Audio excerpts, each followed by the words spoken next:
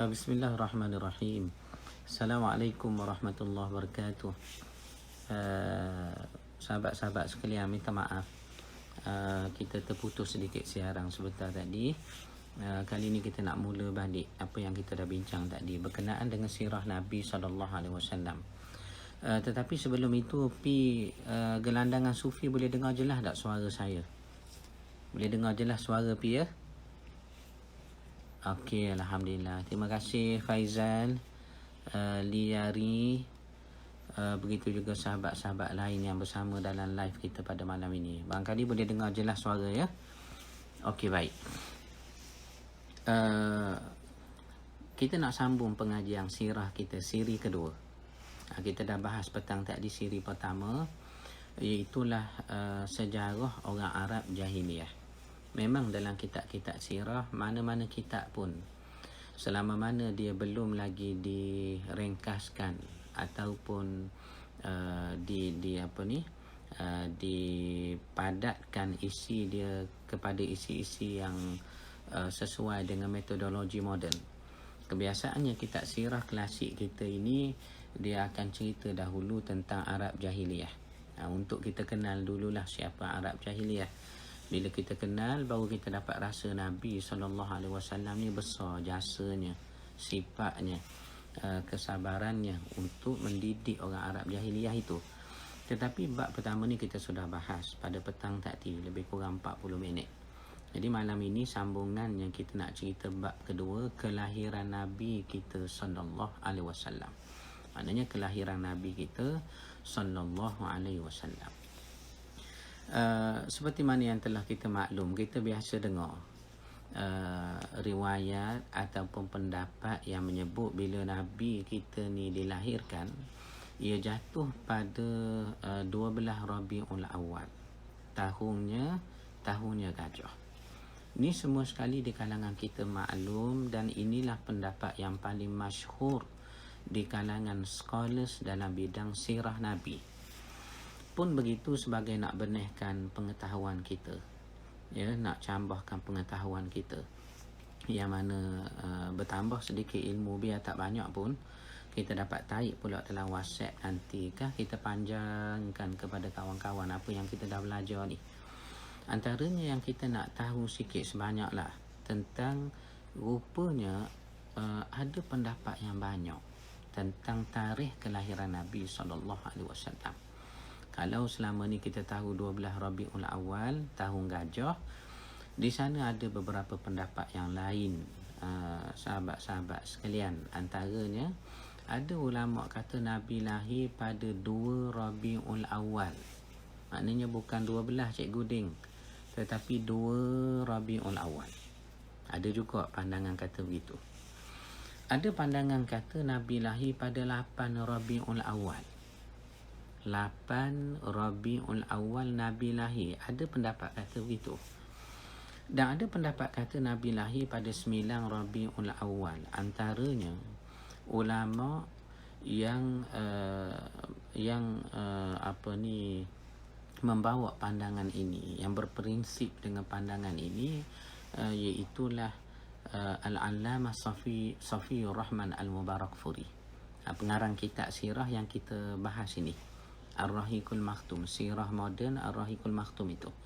Pengarangnya iaitulah Al-Allamah Safiyur Rahman Al-Mubarakfuri sendiri telah memilih pendapat yang katanya Nabi sebenarnya lahir pada 9 Rabiul Awal. Bayangkan tu, banyak pendapat ya. Ada yang kata 2 Rabiul Awal, ada yang kata 8 Rabiul Awal. Pengarang kitab sirah yang sedang kita bahas ini, iaitulah Safiyur Rahman Al-Mubarakfuri pun, dia tak kata 12, dia pilih 9 Rabiul Awal. Pun ada juga pandangan begitu. Dan ada yang kata Nabi lahir pada 10 Rabiul Awal. Tetapi sebagaimana yang telah kita maklumkan sahabat-sahabat sekalian sebentar tadi, pendapat yang paling masyhur di sisi ulama sirah ialah Nabi kita dilahirkan pada 12 Rabiul Awal, sebagaimana yang telah kita maklum dan kita belajar daripada sekolah rendah itu. Walaupun ulama tidak sepakat dalam menentukan tarikh ataupun bila Nabi ni lahir, Tetapi mereka masih bersepakat mengatakan hari Nabi lahir hari Isnin. Hari Isnin. Waktu Nabi lahir waktu subuh. Mana waktu subuh Nabi lahir hari Isnin dan tahun Nabi lahir adalah tahun gajah. Maknanya pendapat yang paling kuat 12 Rabiul Awal dan kemudian disepakati dari sudut harinya Isnin, waktunya subuh, tahunnya gajah itu, kalau mengikut sejarah Mekah sebenarnya ia bertepatan kelahiran Nabi kita ni selepas 40 tahun jatuhnya sebuah kerajaan syirik. Mana ada satu kerajaan syirik, dia memerintah Mekah. Katanya sejarah Mekah, kerajaan ini dinamakan kerajaan Anusyarwan. Kerajaan Anusyarwan. Lalu kerajaan Anusyarwan ni dia memerintah Mekah, kerajaan syirik. Tak lama dia jatuh. 40 tahun selepas jatuhnya kerajaan syirik inilah baru Nabi kita sallallahu alaihi wasallam dilahirkan. Satu. Mana ada sejarah Mekah kata Nabi kita lahir selepas 40 tahun jatuhnya sebuah kerajaan syirik yang pernah memerintah Mekah. Dan ada pendapat kata sebenarnya Nabi kita lahir selepas 25 tahun peristiwa banjir besar datang menenggelamkan Mekah. Ada satu banjir besar, banjir ni dikenang dalam sejarah Mekah namanya banjir Arim. Banjir Arim. Dia terlalu besar, dia datang ke Mekah, ia menenggelamkan kota Mekah tu. Termasuk Kaabah lah pun rosak. Struktur binaan Kaabah tu jadi lemah kerana sebab banjir Arim inilah 25 tahun sebelum Nabi lahir, mari tenggelam Mekah dengan sebab banjir ni. Kaabah pun rosak. Itu yang akan kita belajar nanti insya-Allah kalau sampai masanya. Sebab itu disebut Kaabah dibina pula. Dibina pula kali kedua ketika umur Nabi 35 tahun. Ketika umur Nabi 35 tahun dibina pula Kaabah. Sebab antaranya Kaabah pernah rosak 25 tahun sebelum Nabi lahir. Kerana apa? Kerana mari banjir besar. Banjir ini dikenang dalam sejarah Mekah. Apa namanya tadi yang saya sebut tadi? Banjir Arim. Terlalu besar ia menenggelamkan kota Mekah dan juga Kaabah. Maka 25 tahun selepas peristiwa banjir besar ni datang ke Mekah, baru Nabi SAW dilahirkan. Dua ni kita baca sejarah Mekah, kita nak tengok rentetan dengan Nabi kita lahir tu. Dan kata ulama lagi, Nabi kita ni lahir sebenarnya selepas 50 hari atau 55 hari. Mudah ceritanya lebih kurang selepas 2 bulan. Selepas 2 bulan apa dia? Peristiwa serangan tentera bergajah dari Yaman tu, yang nak serang Mekah, walaupun tak sempat masuk Mekah pun diazab Allah terlebih dahulu di Wadi Muhassir, di satu tempat nama Lembah Muhassir tu. Tetapi ketika Abraham nak mari serang Mekah itu, Nabi belum lahir. Maknanya peristiwa serangan itu berlaku lebih kurang 2 bulan sebelum Nabi SAW dilahirkan. Jadi kalau anak cucu tanya di rumah, ketikanya Abraham serangnya Mekah, walaupun tak sempat masuk Mekah pun, Nabi kita waktu tu dekat mana? Jawabnya belum lahir lagi. Nabi kita belum lahir lagi. Maknanya kita dah sebut tadi dari segi sejarah Mekah, Nabi kita lahir bertepatan selepas 40 tahun jatuhnya sebuah kerajaan syirik yang pernah memerintah Mekah. Kerajaan ini dikenang dalam sejarah Mekah namanya kerajaan Anusyarwan. Dan begitu juga disebut Nabi kita lahir ni selepas 25 tahun peristiwa banjir besar, yakni banjir Arim menenggelamkan kota Mekah yang kita sebut tadi. Baru Nabi lahir. Ataupun Nabi SAW lahir selepas 50 hari atau 55 hari peristiwa Abrahah cuba nak serang Mekah itu. Maknanya waktu Abrahah datang nak serang Mekah, Nabi kita berusia 7 bulan dalam kandungannya. Baik, kita tengok sikit komen kawan-kawan ni. Oh, banyak yang kata tak berapa clear ya suara. Sekali lagi saya tanya, agaknya suara dah clear ke belum? Suara dah clear ke belum agaknya? Cuba kita respon di bawah itu, P. Suara kita dah okey ke belum ni sebelum saya teruskan kuliah sirah ni.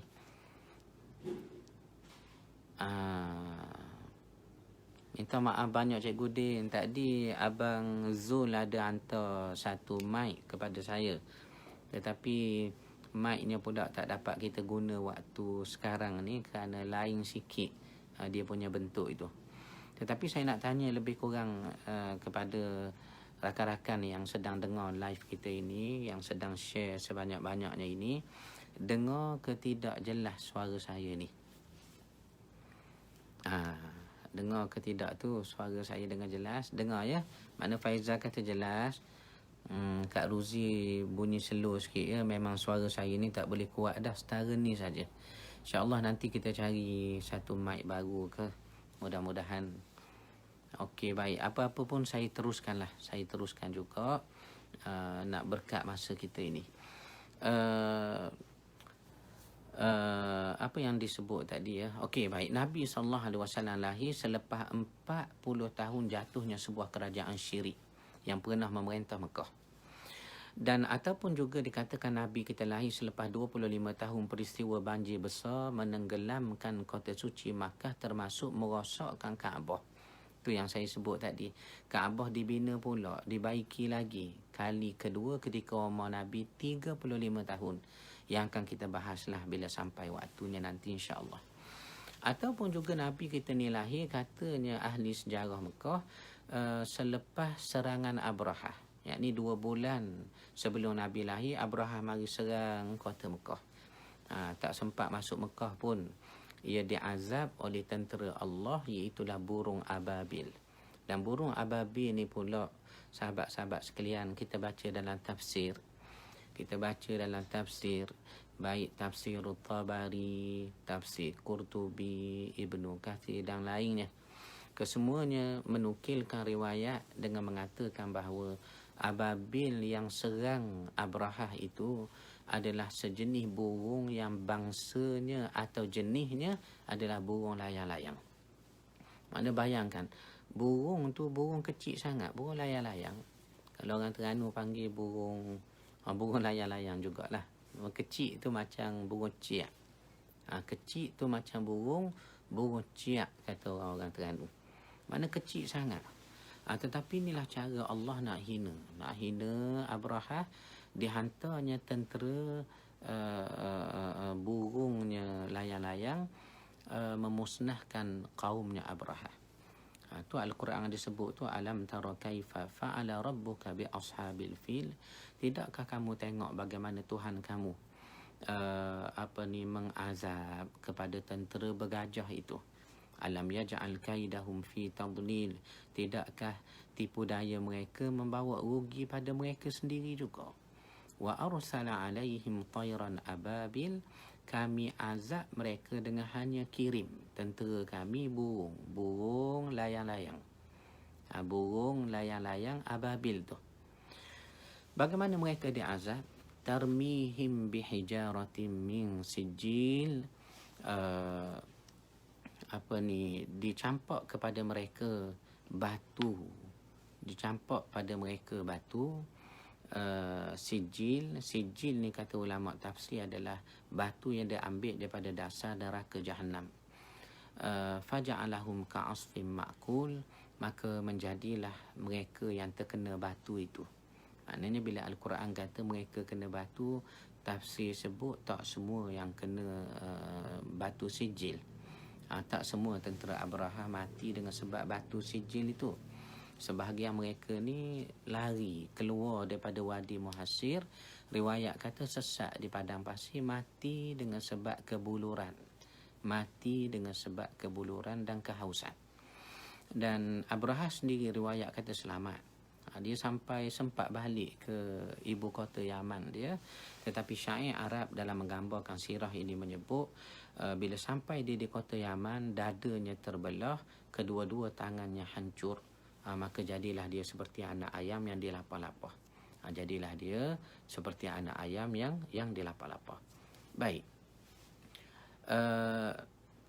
Kemudian saudara-saudara sekalian, ni sejarah bagaimana Nabi sallallahu alaihi wasallam dilahirkan. Dan kita tengok selepas peristiwa serangan Abrahah inilah Nabi kita lahir pada waktunya subuh 12 Rabiul Awal, mengikut pendapat yang paling banyaklah, bertepatan pada tahunnya gajah.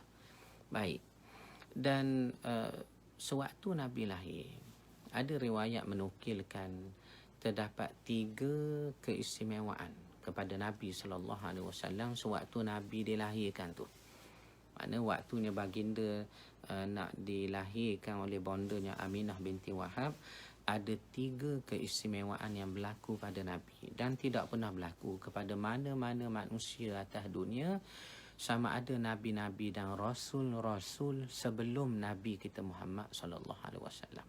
Apa 3 perkara itu? Pertama, kata ulama, Nabi keluar dari rahim bondanya dalam keadaan sujud kepada Allah.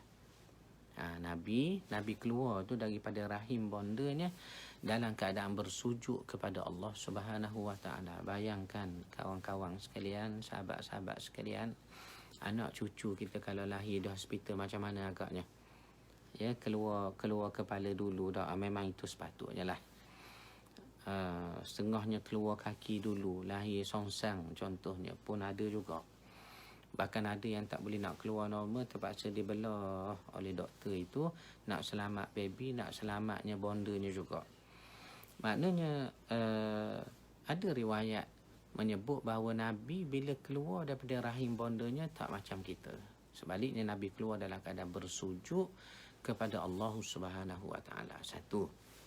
Ini keistimewaan Nabi lah sewaktu dilahirkan. Keduanya, Nabi dilahirkan oleh bondanya dalam keadaan bila keluar saja dari rahim, kata riwayat telah tanggal tali pusatnya. Kata riwayat telah pun tanggal tali pusatnya. Dan ketiganya, kata ulama, baginda sallallahu alaihi wasallam keluar daripada rahim bondanya dalam keadaan sudah pun dikhatankan. Sudah pun dikhatankan ataupun sudah siap bersunat dah. Ni riwayat kata. Maknanya 3 keistimewaan yang kita dah sebut tadi berlaku pada Nabi waktu Nabi lahir. Pertama apa dia? Nabi keluar dari rahim bondanya dalam keadaan bersujud kepada Allah Subhanahu wa taala. Satu. Kedua, keistimewaan Nabi waktu lahir juga. Apa dia? Nabi keluar dari rahim bondanya dalam keadaan telah tanggal dah tali pusat yang tanggal dah Nabi. Kalau anak cucu kita lepas kita kerat tali pusat tu, kita tunggu seminggu kah, 2 minggu kah nak suruh gugur bakinya itu. Tetapi tidak. Adapun Nabi SAW keluar daripada rahim bondanya dalam keadaan telah pun tanggal tali pusat. 2. Dan ketiga, kita sebut tadi, antara keistimewaan baginda sewaktu lahir ialah baginda keluar dari rahim bondanya dalam keadaan sudah siap dah bersunat, sudah siap berkhatan. Ini pendapat di kalangan ahlus siyar. Menukilkan riwayat ini, kita bawa satu pandangan, antaranya yang disebut oleh Imam Ibn Qayyim Al-Jauziyah. Maknanya Imam Ibn Qayyim kata, soal Nabi keluar katanya dalam keadaan sujud, riwayat sebut begitu, kami terima. Dan soal Nabi keluar dari rahim bondanya dalam keadaan telah tanggal pun tali pusatnya pun kami terima juga, kata Ibn Qayyim. Tetapi kalau riwayat kata Nabi keluar dari rahim bondanya dalam keadaan telah siap bersunat atau dikhatankan, kami tidak terima. Ni kita nukil satu pandangan, kita nak raikan dan juga kita nak cambahkan ilmu kita. Maknanya soal Nabi keluar dalam keadaan sujud kami terima, kata Imam Ibn Qayyim. Soal Nabi keluar daripada rahim bondanya dalam keadaan telah tanggal tali pusatnya pun kami terima juga. Tetapi kalau kata Nabi ni keluar daripada rahim bondanya dalam keadaan telah pun siap dikhatankan, ni kami tak terima, katanya. Kerana apa? Kerana dia kata ada riwayat lain yang menyebut baginda sebenarnya keluar daripada rahim bondanya dalam keadaan belum bersunat, belum dikhatankan. Kemudian baginda barulah dikhatankan oleh datuknya Abdul Muttalib ketika umur Nabi 7 hari. Ketika umur Nabi 7 hari ataupun seminggu itulah. Dan kenapa dipilih riwayat ini? Kerana katanya memang dah jadi budaya orang Arab dan juga budaya orang Yahudi. Mereka khatankan bayi mereka dalam tempoh ataupun umur lebih kurang 2 minggu ke bawah. 2 minggu ke bawah. Itulah kita baca dalam Bible orang Kristian pun. Ya, orang Kristian pun percaya, kawan-kawan kita yang agama Kristian tu pun percaya. Kalau dia baca dalam gospel mereka, ya, dalam New Testament ada 4 gospel tu. The Gospel Saint Matthew, Mark, Luke and John tu. Kalau Bible Arab, tak ada Bible Arab di sini. Apa disebut? Injil Mata, wa Injil Markus, Injil Luka, wa Injil Yohana. Matthew, Mark, Luke and John tu. Ada diriwayatkanlah mengikut kepercayaan mereka lah bahawa Isa bin Maryam, Jesus Christ son of Mary, disunatkan ketika umur 11 hari. Ketika umur 11 hari. Maknanya siapa Nabi Isa ni? Yahudi. Mana orang Yahudi baik, orang Arab pun baik, memang mereka ni bersunat dalam tempoh 2 minggu ke bawah. Ini tradisi ataupun sudah menjadi satu kelaziman dalamnya bangsa Semitik mereka itu, Arab dan Yahudi. Lalu sebab itulah setengah ulama kata Nabi keluar ni tak bersunat lagi, belum berkhatang lagi. Kemudian baru Nabi dikhatankan oleh datuknya sendiri, Abdul Muttalib tu. Abdul Muttalib tu ketika umur Nabi 7 hari ataupun seminggu. Ni kita baca pandangan ataupun riwayat yang disebut tentang keistimewaan Nabi sewaktu dilahirkan. Dan bila kita baca riwayat ini, Nabi disunatkan ketika umur 7 hari ataupun seminggu oleh datuknya Abdul Muttalib. Satu istimbat ataupun panduan lah yang boleh kita ambil agaknya, ya. Apa dia? Kita kalau dapat anak ataupun dapat cucu ataupun dapatnya cicit, tak kira lah, kita akan terus ingat nak akikah. Satu betul, akikah. Dan kita dah baca hadis Isra' Mi'raj hari tu.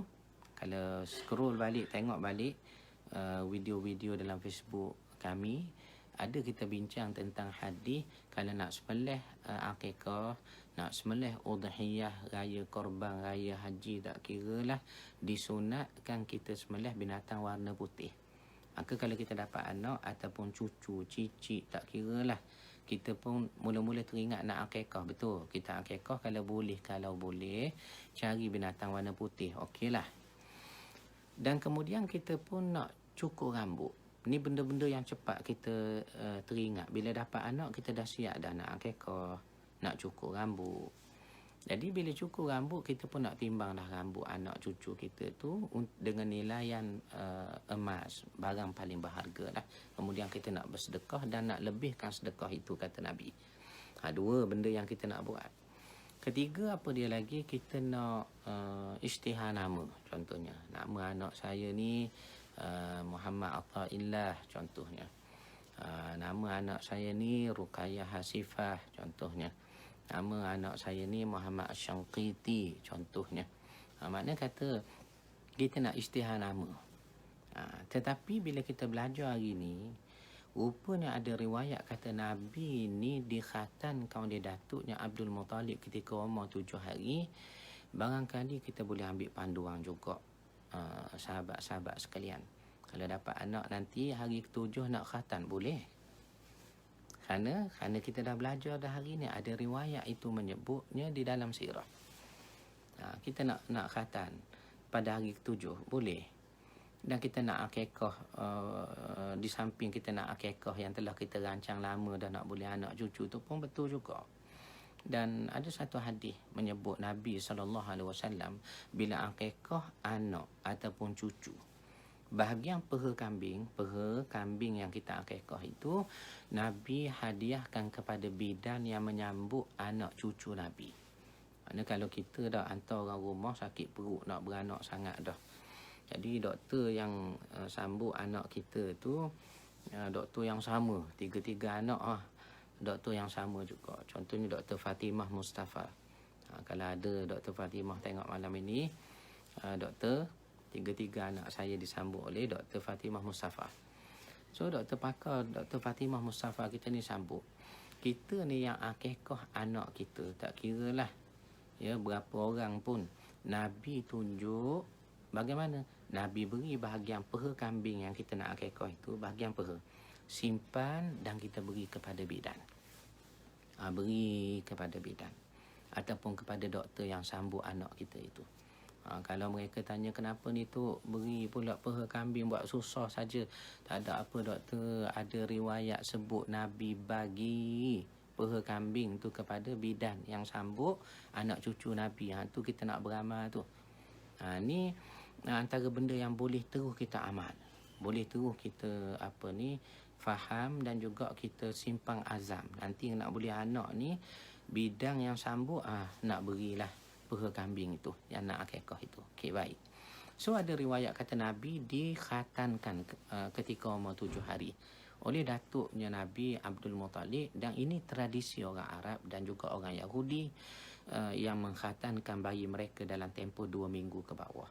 Maknanya kawan-kawan sekalian, sahabat-sahabat di FB sekalian yang melihat live ini ataupun yang share live ini dengan ramai sahabat di sana untuk mendapat manfaat dan amal kebajikan yang berpanjangan, dapatlah kita faham rupanya tradisi orang-orang Arab dan orang Yahudi ni, kalau mereka nak khatankan bayi, mereka nak sunatkan keturunan mereka.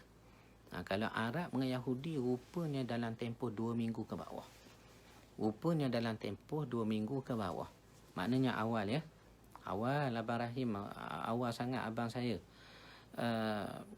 Dia tak macam tempat kita. Tempat kita lambat. Arab dengan Yahudi awal. Lebih kurang 2 minggu ke bawah. Kita dah sebut riwayat tadi. Tetapi yang lambat ni biasanya tempat kita lah. Tempat kita lambat Cikgu Din ataupun Wafi lambat tempat kita. Tempat kita kadang-kadang 38 tahun baru sunat ataupun 42 tahun baru nak sunat. Lambat tempat kita ya. Lambat tuan-tuan. Tapi Arab dengan Yahudi awal. Bila umur lebih kurang 2 minggu ke bawah. Dan ini yang berlaku pada Nabi SAW sewaktu Nabi kita baru dilahirkan. Dan orang pertama menyusukan Nabi, tentu bondanya Aminah binti Wahab. Sudah tentu bonda baginda. Orang kedua menyusukan Nabi siapa? Suwaibah. Suwaibah ni siapa? Hamba perempuan milik pak saudara Nabi, Abu Lahab. Tu dimerdekakan oleh Abu Lahab. Suwaibah tu kerana suka hati sangat dapat anak saudara. Dan bila kita baca riwayat yang menyebut Suwaibah menyusukan Nabi, maknanya Suwaibah ketika itu ada susu. Ada susu, sebab tu boleh menyusukan Nabi. Dan wanita ni ada susu biasanya yang sedang menyusu juga. Atas dasar itu rupanya Suwaibah ni dia tengah menyusu anak dia. Maka anak Suwaibah dengan Nabi adik-beradik susuan. Siapa anak Suwaibah? Namanya Masruh. Namanya anak Suwaibah ialah Masruh. Maknanya adik-beradik susuang Nabi. Dan tak dia menikahlah Nabi dengan adik-beradik susuang ni. Cuma nak kata menikah ni memang tak boleh menikah lah adik-beradik susuan. Cuma tinggal lagi tak boleh menikah tu bukan saja sebab adik-beradik susuan. Kebetulan Masruh ni pula laki-laki. Kebetulan Masruh ni pula laki-laki. Lagilah tak boleh menikah. Kenapa kita sebut begini, saudara-saudara sekalian? Sebab akhir zaman ni pelik sangat. Hatta dalam negara kita ni macam-macam ada lelaki, perempuan, sebagainya. Yang kita berdoa Allah Ta'ala berilah hidayah, petunjuk Semoga mereka menjadi lebih baiklah, mudah-mudahan hendaknya. Okey, baik. Jadi Nabi ada adik-beradik susuan, anak kepada ibu susuan Nabi. Siapa? Suwaibah tadi, adik-beradik susuannya Nabi Masruh, yakni anak Suwaibah. Adik-beradik susuan Nabi ni banyak. Kalau kita baca contohnya dalam peperangan Hunain. Dalam peperangan Hunain ni satu peperangan besar lah. Dan kita menawan musuh sehingga 6,000 orang. Bayangkan besar peperangan Hunain. Bahkan kita dapat harta rampasan perang. Ghanimah pun paling banyak dalam peperangan Hunain. Apa yang saya nak cerita ni? Dalam peperangan Hunain, ada satu wanita datang jumpa Nabi, maka dia tunjuk tanda pada tangannya. Lebih kurang begitulah, ditunjuk pada Rasulullah, ni tanda pada tangan saya. Rupanya bila Nabi tengok tanda pada tangan begitu, Nabi tahu ini adik-beradik susuan Nabi. Nabi kenal. Ini adik-beradik susuan saya ni. Maka Nabi pun cabut serbang apa ke tanah, persilakan adik-beradik susuannya duduk. Seorang wanita. Siapa wanita ni adik-beradik susuan Nabi dalam peperangan Hunain? Siapa agaknya? Sahabat-sahabat sekalian yang sedang menonton malam ni tak kurang 3 juta orang ni agak saya lah kot. Oh, bukan 3 juta ni cikgu saya, ayanda cikgu Kasman. Saya ingat 3 juta, 36 orang rupanya. Tak apalah. 36 orang yang tengok video ini, saya nak tanya. Siapa adik-beradik susuan Nabi yang ditawan oleh tentera Islam dalam peperangan Hunain yang saya sebut tadi? Siapa-siapa dapat jawab ni, saya nak beri RM10, nak beri sungguh. Ataupun nak beri buku-buku yang kami tulis. Ada buku-buku yang kami tulis. Antaranya isu kalimah Allah. Ini kita tulis dengan Samaha Mufti Wilayah dan juga Dr. Aizam Mas'ud. Kita nak beri hadiah. Agaknya siapa adik-beradik susuan Nabi dalam peperangan Hunain yang ditawan oleh orang Islam, kemudian Nabi bebaskan? Siapa? Jawabnya Shima bintul Haris. Shima ni satu adik-beradik susuan Nabi juga. Nak menunjukkan apa? Adik-beradik susuan Nabi ni ramai. Bahkan Abu Salamah yang hijrah itu, yang meninggalkan Ummu Salamah isterinya dan anak mereka Salamah, setahun terpisah, akhirnya jumpa pula di Madinah itu pun. Abu Salamah ni bukan orang lain dengan Nabi. Tak lain tak bukan adik-beradik susuan Nabi juga. Adik-beradik susuan Nabi juga. Itulah Abu Salamah. Itu bila Abu Salamah wafat dah, Nabi meminang Ummu Salamah, isteri Abu Salamah itu. Maknanya Nabi menjaga, berkahwin, urus isterinya, adik-beradik susuannya sendiri. Itu Nabi pinang Ummu Salamah. Sedangkan Abu Salamah bukan orang lain, adik-beradik susuan Nabi SAW. Jadi orang kedua yang menyusukan Nabi kita dah sebut tadi, siapa? Suwaibah.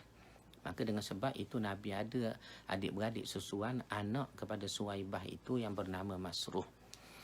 Dan orang ketiga yang menyusukan Nabi siapa? Tak lain tak bukan, iaitulah Halimah binti Abu Zu'aib.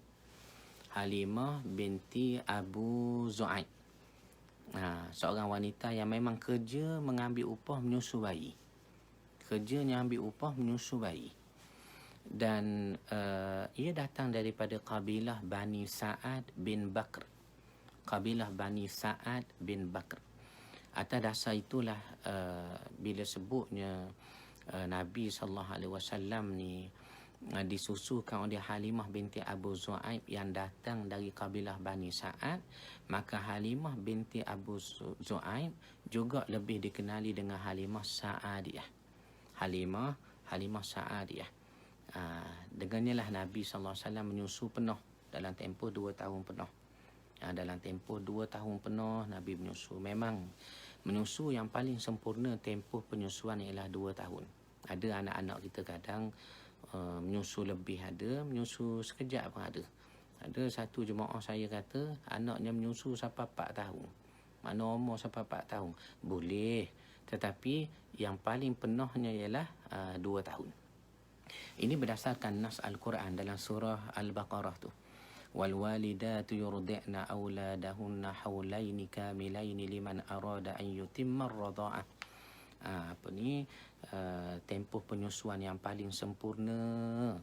Tempoh penyusuan yang paling sempurna bagi satu-satu bayi yang kita nak susukan itu adalah 2 tahun.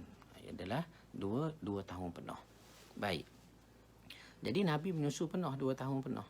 Walaupun duduk dengan Halimah tu 4 tahun. 2 tahun pertama disusukan dengan sepenuh masa yang sempurna. Jadi kita ada anak ni sebenarnya Quran sebut penyusuan paling sempurna 2 tahun. Tapi tak apalah. Mungkin sekarang ibu-ibu, sahabat-sahabat yang live ni ada anak dan juga ada kerjaya, kita bagi-bagilah. Kadang kita hantar anak susuan, kadang kita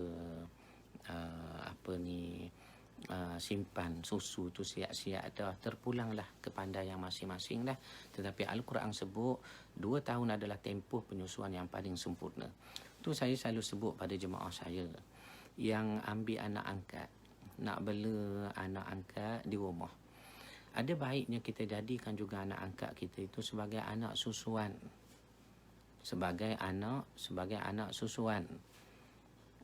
Dan nak jadikan anak susuan ni pula, kita kena tengok pandangan mazhab. Dia ada syarat dia. Antaranya 2 syarat je. Kalau ambil anak angkat, nak jadikan status anak angkat tu juga anak susuan. Dia kena ada 2 syarat. Pertama syarat pada kanak-kanak tu. Kedua, syarat pada sifat penyusuan kita kepadanya. Syarat pada kanak-kanak ni apa dia? Umur 2 tahun ke bawah. Saya ulang tu Pak Cik Haji Arsyad saya. Umur anak yang kita nak menyusu, nak jadikan anak susuan mesti 2 tahun ke bawah. Saya ulang sekali lagi Haji Arsyad, 2 tahun ke bawah. Kenapa Datuk banyak ulang malam ni tu? Jawabnya tak lain tak bukan sebab ramai yang tertukar. Kita kata 2 tahun ke bawah, dia ingat tahun 2 ke bawah. Jauh beza tu. 2 tahun ke bawah ni umur 2 tahun. Tapi dipahamnya tahun 2, darjah 2. Ada satu cikgu di Kelang tanya tu, anak susuang ni kalau kita nak menyusu darjah 2 ke bawah tak? Tahun 2 ke bawah. Terperanjat saya dengar. Saya kata tak cikgu, 2 tahun umurnya. 2 tahun ke bawah. Dan syarat berikutnya ialah tempoh penyusuan sehingga dia kenyang. Ada riwayat kata paling sikit 2 kali kenyang sudah dianggap anak susuan. Ada riwayat kata 5 kali kenyang sudah pun dikira anak susuan. Ni berlaku pada Nabi SAW, disusukan oleh Suwaibah, hamba perempuan milik Abu Lahab. Dan Nabi ada adik-beradik susuan, anak kepada Suwaibah iaitulah Masruh. Begitu juga Nabi disusukan oleh Halimah binti Abu Zu'aib, wanita yang memang kerjanya mengambil upah menyusu bayi yang datang daripada kabilah Bani Sa'ad. Sebab itu Halimah binti Abu Zu'aib dipanggil juga Halimah Sa'adiyah. Menyusu Nabi 2 tahun penuh. Sehingga Nabi ada beberapa adik-beradik susuan yang kita sebut tadi. Dalam peperangan Hunain, ditawan adik-beradik susuan Nabi, seorang wanita, Shima namanya, bintul Haris. Begitu juga Abu Salamah, yang Nabi berkahwin dengan isteri Abu Salamah setelah kewafatan Abu Salamah. Itulah Ummu Salamah tu. Jadi Abu Salamah ni bukan orang lain dengan Nabi. Sebaliknya adik-beradik susuan juga. Jadi sahabat-sahabat sekalian, saya kira mungkin kita akan tawakuf dulu siri kedua sirah Nabi SAW ini, kerana kita nak istiqamah sekitar 30 minit ke 40 minit saja setiap sesi. Dan yang lebih besar daripada itu kerana kita nak meraihkan juga majlis-majlis ilmu daripada guru-guru kita yang lain. Ni sewaktu saya berkuliah ringkas ini, sebenarnya Samahah Tuan Guru kita, Menteri Agama, sedang berkuliah tajuk kitab mengenali Imam Mazhab. Begitu juga pukul 10 sekejap lagi, jangan ke mana-mana, sambung tengok pula kuliah Ustaz Haslim Baharin kita, abaling saya. Jadi ramai guru-guru kita insya-Allah akan bersama-sama membimbing kuliah setakat yang mampulah. Hanya semata-mata nak dapatkan kerahmatan, kebaikan, apatah lagi doa daripada sahabat-sahabat yang menonton, kemudian share merata-rata, kemudian sanggup type, tulis nota di rumah, type pula dalam WhatsApp, panjangkan dalam grup ni, semua kebaikan kita di akhirat nanti. Saya mendoakan mudah-mudahan selamat berkat hendaknya semua sekali. Sebelum saya tawakuf kuliah kita ini, saya nak tengok sahabat-sahabat kita ya, gelandangan Sufi, terima kasih pi masuk. Begitu juga Faizal Mahdi, rakan saya pengakap ni sekolah Mahmudiah ni, Liari daripada Johor, Nur Ain Hanan daripada Melaka, agaknya Ain ya, terima kasih Ain. Cikgu Ding saya, Syahuddin Titan Oil ni, Kak Min Minarnia Abdul Hashim, ni satu aktivis kuliah Majlis Ilmu sekitar Putrajaya, terkenal lah Kak Min kita, terima kasih Kak Min. Kawan saya Zaida Ali daripada Puncak Alam, Abang Rahim Bukit Kuda, terima kasih Abang Rahim. Begitu juga Kak Rozi daripada Kota Kemuning yang tak putus-putus share kuliah kita ni, terima kasih.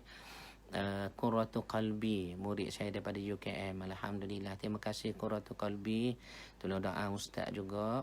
Kak Ramlah Idris saya terima kasih banyak Kak Ramlah. Syekh Fadli, Adinda Fadli saya, alhamdulillah. Muhammad Fauzi Hashim, terima kasih Ji, selalu ada dalam online kita. Begitu juga Nur Aini Haji Deraman sekolah Arab ni, kawan-kawan saya semua sekali ni.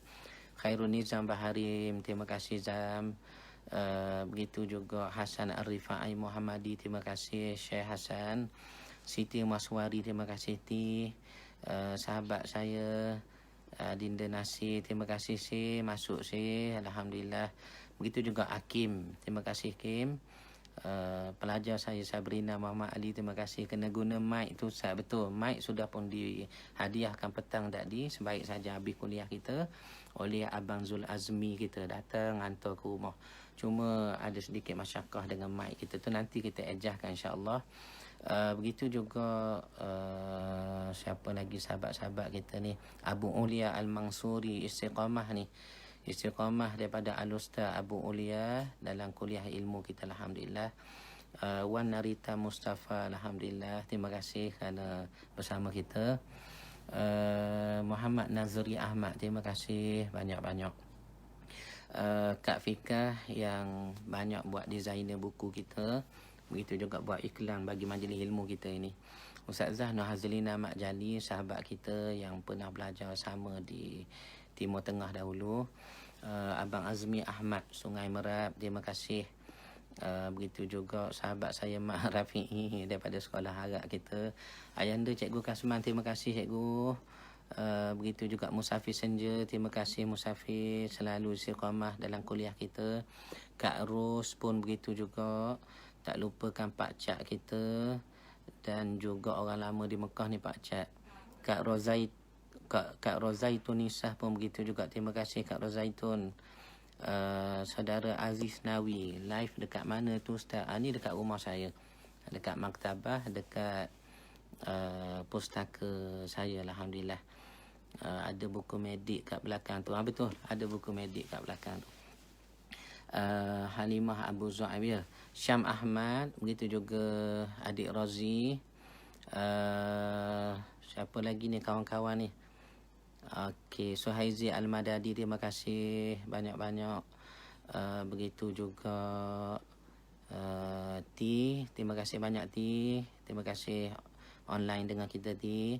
Abu Muaz, Salihah, Sal, begitu juga rakan-rakan ni, saya nak sebut seorang-seorang ni, dah habis dah saya sebut. Terima kasih banyak-banyak. Jangan lupa kita akan sambung dalam siri ketiga, bagaimana Nabi SAW dibelah dadanya ketika umur 4 tahun dalam jagaan Halimah binti Abu Zu'aib. Dan saya mendoakan kita selamat berkat, negara kita selamat, dunia kita selamat, terutamanya umat Islam kita. Apa yang berlaku sekarang adalah satu ujian ataupun satu cobaan untuk mengasah iman dan keyakinan kita kepada Allah hendaknya. Jangan lupa pukul 10 ini kita terus sambung dengan kuliah Sahibul Fadilah Habaling saya Ustaz Aslin Baharin. Terima kasih banyak. Assalamualaikum warahmatullahi wabarakatuh. Terima kasih Muhammad Rahum Azhar. Assalamualaikum. Assalamualaikum.